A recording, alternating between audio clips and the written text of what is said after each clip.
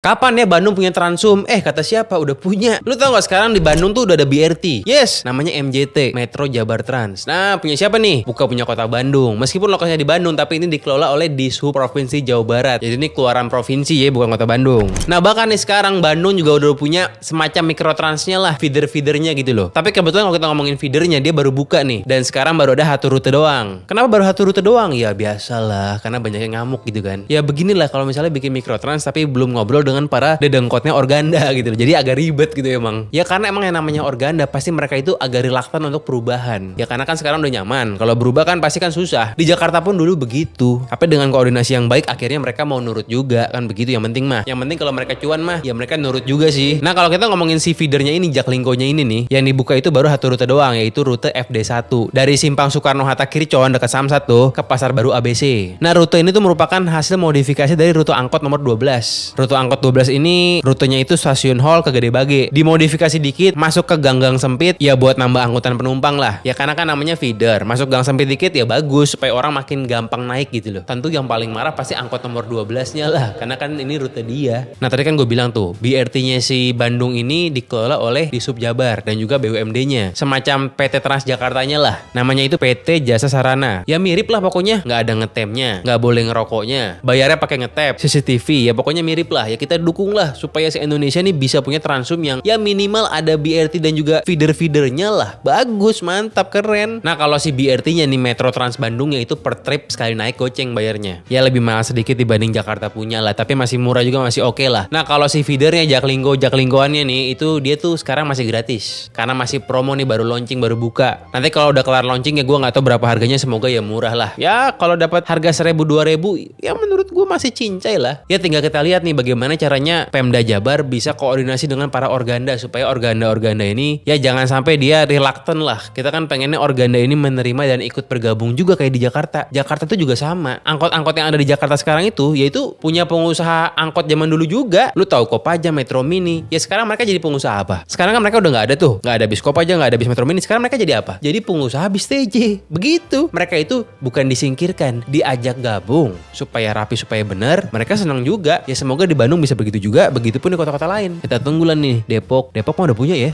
Bekasi juga udah punya kayaknya. Ya bagus lah, makin tahun makin mantap. Kita mah banyakin Transum kalau mau nggak macet. Yang paling kesel itu ya orang-orang yang kalau kotanya udah dikasih Transum malah marah-marah, malah bilang ngapain nih bikin bis menuhin jalan lah. Itu merupakan ucapan yang sangat goblok gitu loh.